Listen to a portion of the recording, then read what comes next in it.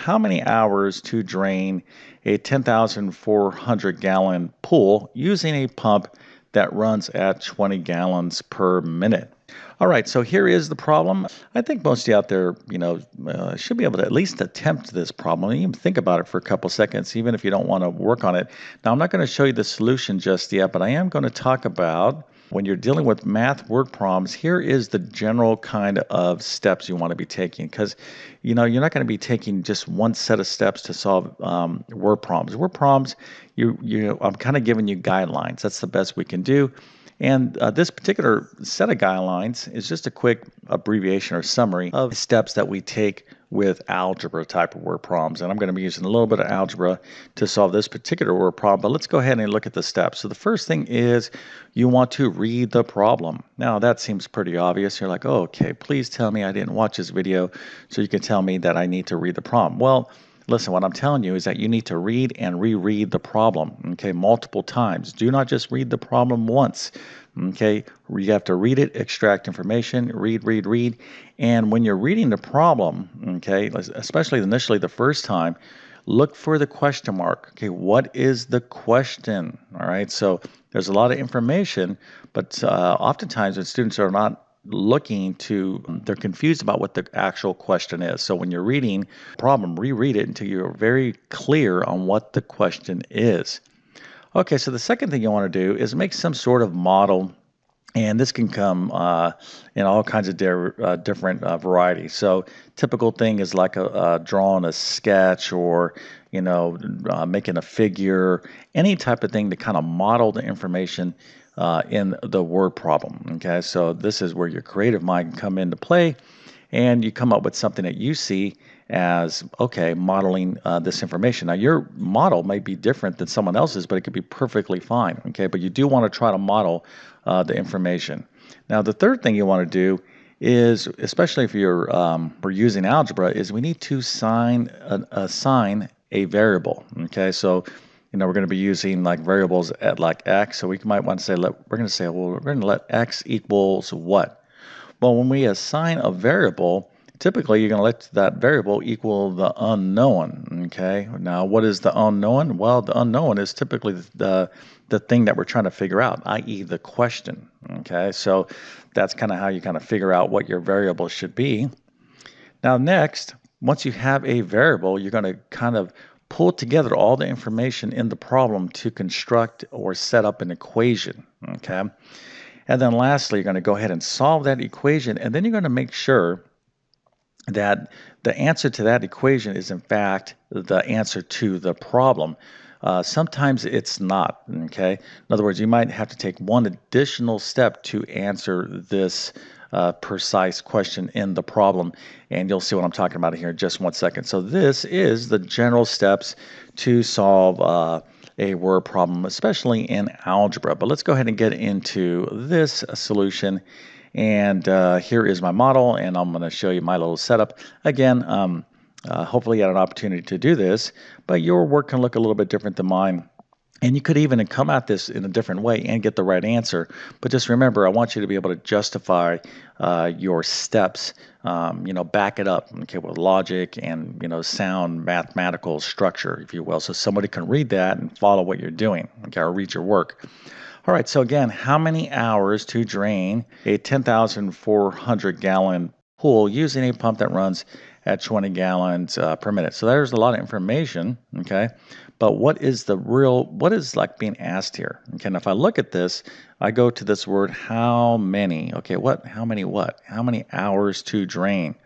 All right, so here is really the question. How many hours, okay, to drain this pool, right? So here I have a pool, it has that much water in it, and I got this pump that can pump at this rate, okay? But I'm looking for how many hours, so I'm looking for time, okay? So one thing I'm noticing here that the question is asking me how many hours, but my information here is in minutes. So you'll see how this is going to come into play in a second. But now I've read the problem. I feel like, okay, I got a pretty good sense of what's going on. Let me draw a little sketch here, because this oftentimes just helps us out and just mentally helps create a vision of what's going on, right? Or an actual, take things from words and see it kind of more in a physical sense. So here is our little pool. Here's my little pool. I have 10,000 gallons, 10,400 gallons, excuse me, in the pool. And here's my pump, and my pump can drain at 20 gallons per minute. Okay, so it can move that much water. And of course, I'm going to turn my pump on and drain this pool out. So what am I looking for? Okay, so I'm going to assign a variable now. So I'm going to use the variable x. But what should x represent? Okay, well, I'm looking for what? What's my main question here? How many hours? But really, this question in a more general sense is how much time, okay? It's a time-related question. How much time? Well, it's asking me for hours, but I know my pump is running in terms of minutes. So I'm going to let x, I'm going to be like, okay, I'm going to let x equals the number of minutes to drain this pool, okay? I'm going to answer this question, but I'm going to let x equal the number of minutes it's going to take to drain this pool with a 20 gallon per minute pump. Okay, now the reason why I'm using minutes is because my pump is being measured in minutes. So I'm going to figure out how many minutes first to drain this pool, and then I'm going to circle around and convert that into hours. Okay. All right, so now that I got a variable, I'm going to set up a lovely equation. Okay, now this type of equation happens to be a proportion. So I'm going to show you how we set up a proportion. So first of all, let's talk about 20 gallons per minute. Okay, now I could have been pretty mean about it, and I could have just given you this 20 gallons per minute. I could have wrote it this way, 20 GPMs, okay? Well, 20 gallons per minute, you can write it this way, 20 gallons per minute, but really the way you want to write it is this way, okay? When we're setting up this problem, this pump can pump out 20 gallons per 1 minute, all right? So this and this means 20 gallons per, this line right here is per, you can use the word P like this right here, per, or this little slash per 1 minute. So for every minute, this pump removes 20 gallons of whatever, okay? So 20 gallons per 1 minute, this is a fraction, okay? But it actually is what we call a rate because we are working with different units of measure. So we're talking about gallons, so we're comparing gallons and minutes, so we would call this a rate. So oftentimes too, I could say, oh, the rate of this pump, okay, is 20 gallons per minute. All right, so now when I look at this, I said, okay, I got a nice fraction here where the numerator is in gallons and the denominator is in minutes. So what I want to do is equate the other information in the problem. Okay, so what else has gallons? Well, the pool has gallons, right? So the pool has 10,400 gallons. Now notice I have gallons in the numerator, so I have to put gallons in the numerator over here in this fraction over X amount of minutes. So I know that if I had a 20-gallon pool, it would take me 1 minute to drain. Okay, so think of this pump this way. Think of the problem this way. Here's this pump. It's basically telling me, listen, if you had a 20-gallon pool, it would take you 1 minute. I don't have a 20-gallon pool. I have a 10,400-gallon pool. How many minutes is this going to take? So this is the setup of what we call a proportion. Okay, two equal fractions. And the big thing with setting up a proportion is that you have to make sure that the units of measure are in the same respective location in these fractions. So i.e. gallons in the numerator and minutes in the denominator, okay? Now, how do we solve a proportion? So if you're not familiar with proportion, I'm going to suggest that you check out some other my YouTube videos on proportions, or maybe just sign up for my algebra, one of my algebra courses. But the way you solve a proportion is you use the cross product. Okay, we're going to multiply crosswise. So in this case, it's going to be x times, we're going to just forget about the units of measure right now. We're just going to deal with the numbers. So we're going to go x times 20. That's going to be 20x, and then 1 times 10,400 is 10,400.